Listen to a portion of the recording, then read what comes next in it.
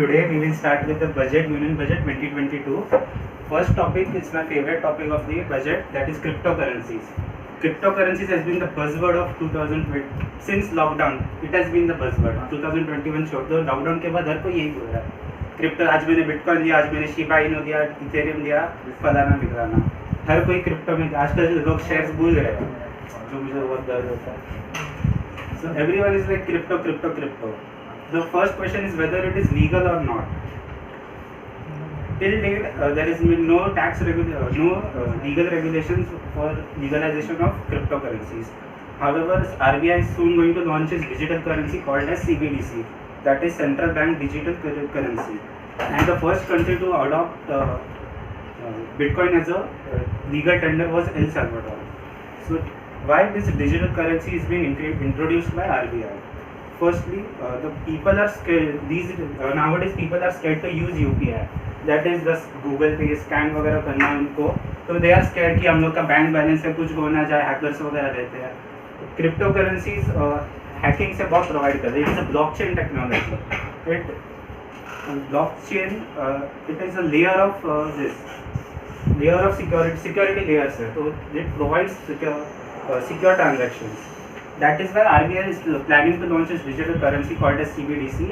And the important aspect of this is that उसके ऊपर कुछ ऐसा ये नहीं है. It is not linked to any bank account or something. तो balances कुछ रहेगा नहीं उसमें.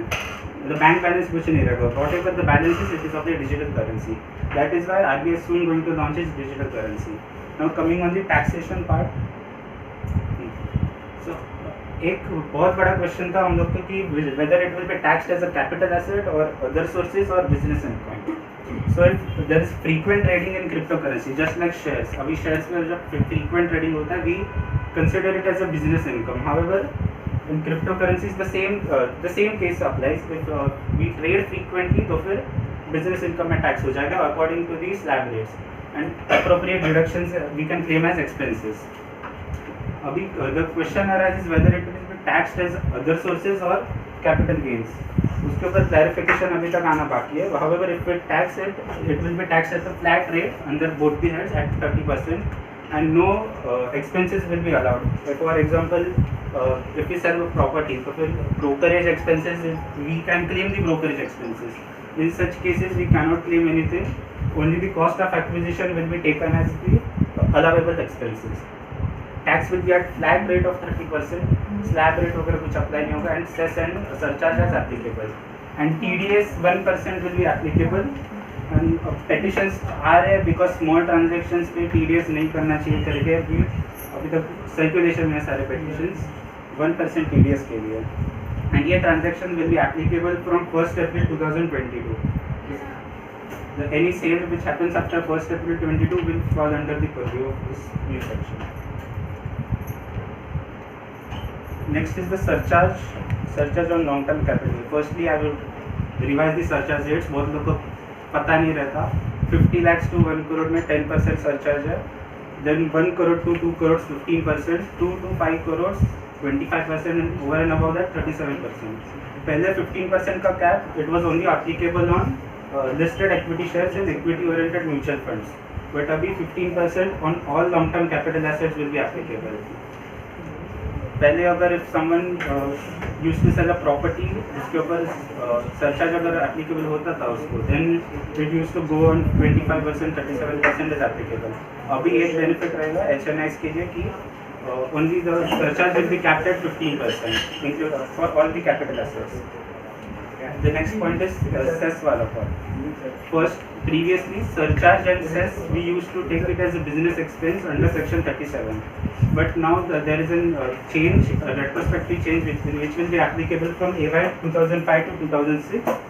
That surcharge and cess they fall under the category of income tax and cannot be claimed as a deduction under section 37. This overrules the High Court judgment in case of ITC and the Calcutta ITAC. In that 2014 का जो case था उसमें High Court allowed it as a expense, allowed it to be claimed as expense under section 37. However, since 1st April 2022, in fact retrospectively from AY 2005-06, such expenses cannot be claimed as a deduction under section 37.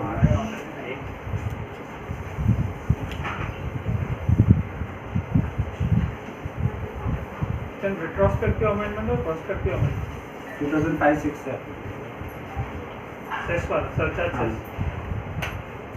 तो जिसने deduction claim किया उनको वापस अभी revise करना पड़ेगा.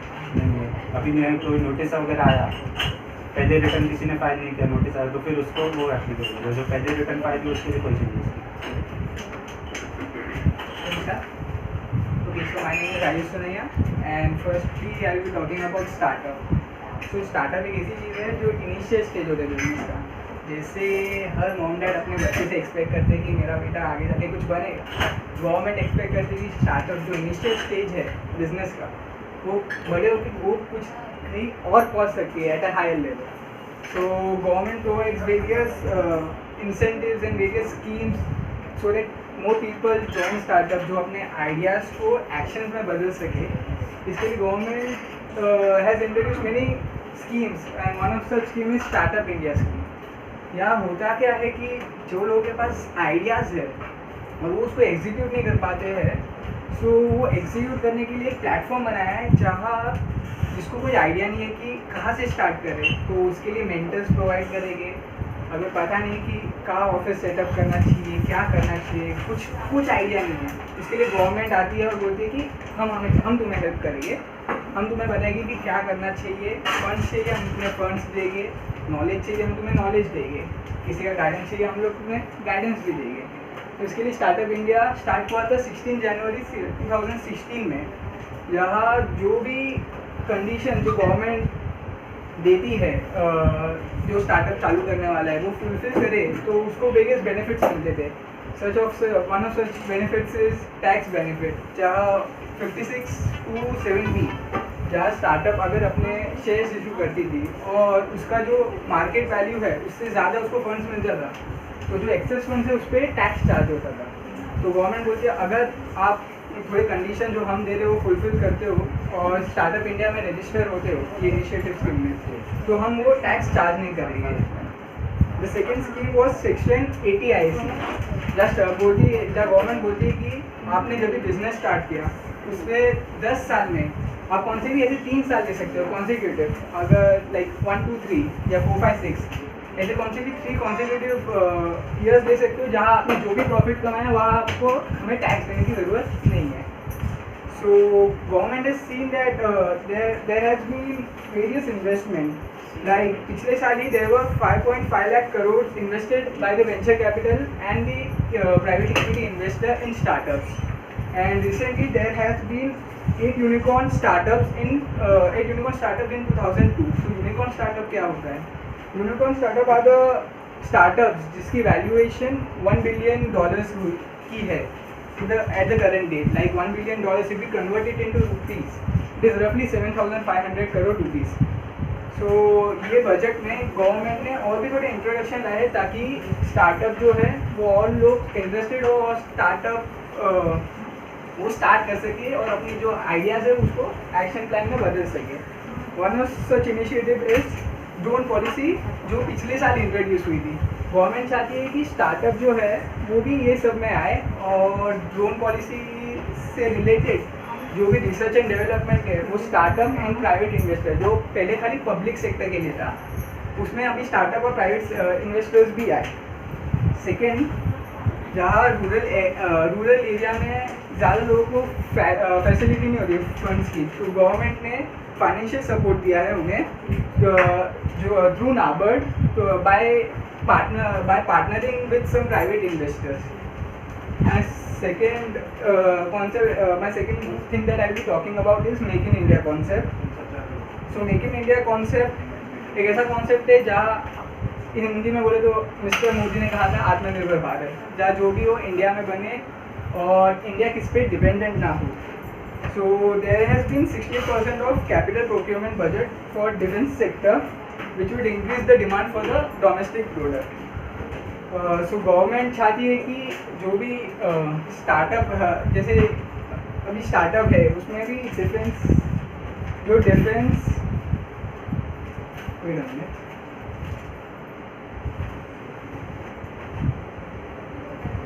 या जो डिफेंस R&D का ये है इनिशिएटिव, वो गवर्नमेंट चाहती है कि sorry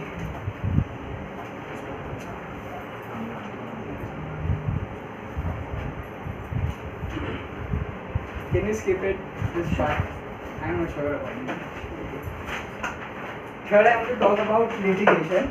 So there had been many problems in the COVID situation where the people were facing problems while the cases were going online, like faceless litigation.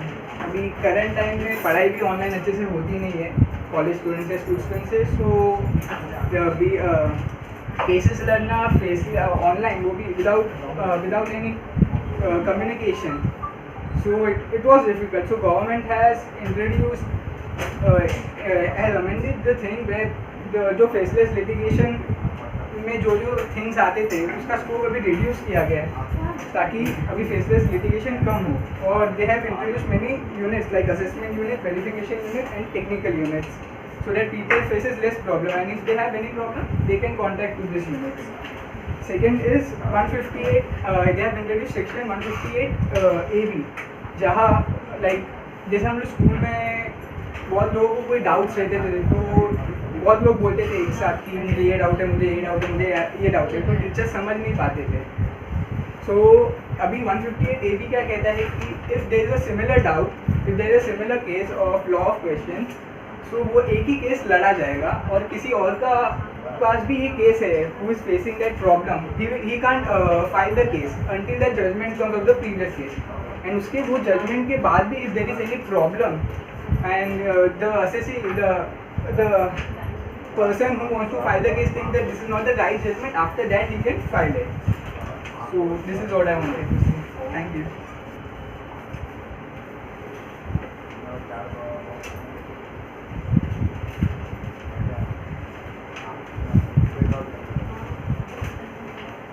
Hi, my name is Mithali Chandekar.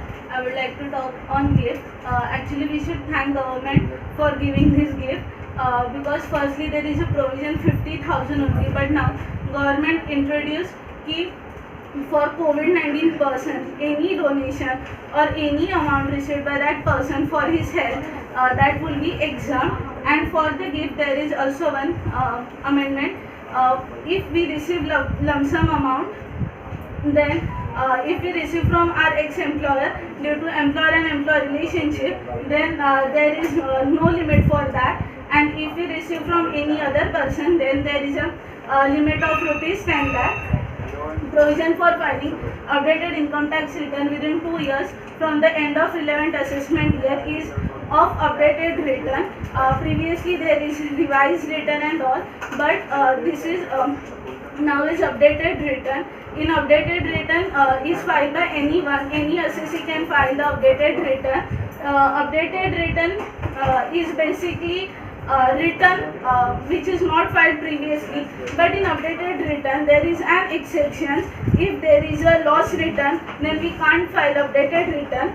Reduce total tax liability due to updated return, or if we try to exceed or increase our increase refund, then also updated return is not there.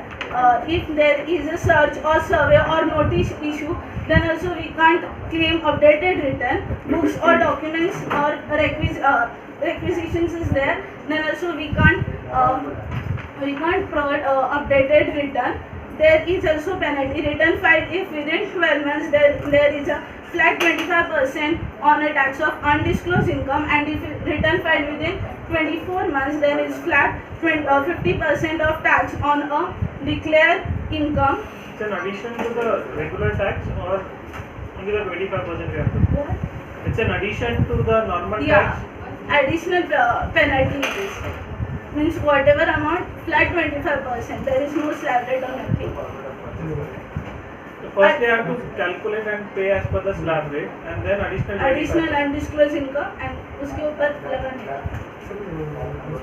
Next, alternate minimum tax, reduce amount rate of cooperative societies. Earlier it was 18.5%, now it is 15%. Governments want to increase them.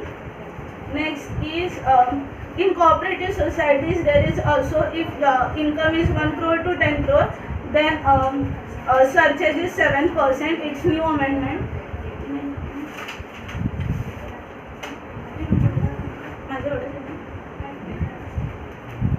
Down here. Section 80D is tax relief for person with disability. Previously it was we have to wait till the death of the person, but now we can take this benefit at the age of 60 years. Is 80DD is a dependent for the deduction for dependent disabled persons. Reduce such as 7% of cooperatives with total income to 1 CR to 10 CR.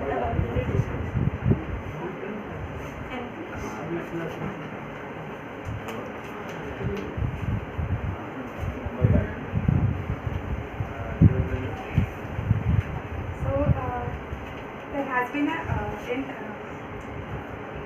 tax deduction limit for the state government employees has been raised from 10% to 14%.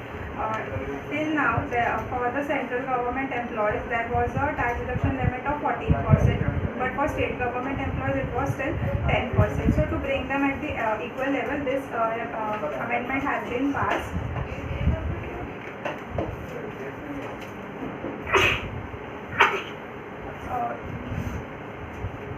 There has been increase in the gems and jewelry sector. There has been a reduction on the custom duty, the import duty of cut and polish diamonds. There has been a reduction on import duty of cut and polish diamonds from 7.5% to 5%. So to boost this sector, also on the rough diamonds, the import duty is 0%. Also, to reduce the import of imitation jewelry, that is the ready-made jewelry we say. So to reduce that, to reduce the import of this, custom duty of rupees 400 per kg of custom duty of rupees 400 per kg is going to levy. Also, the personal surety bond is accepted on gold, import of gold, in place of the bank guarantee.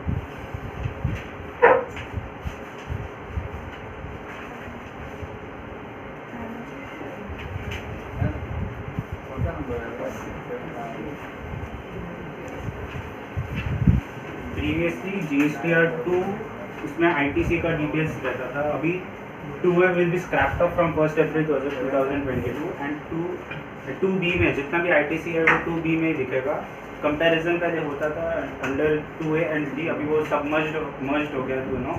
So no comparison data would be available.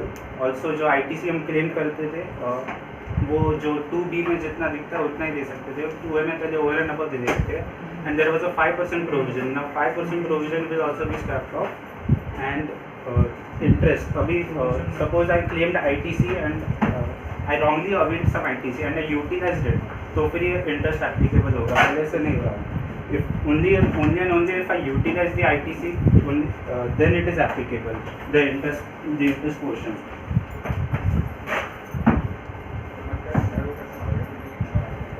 And for delaying TCS, the two additional late fees नहीं था, तो late fees of rupees 200 will be charged for default per day of default.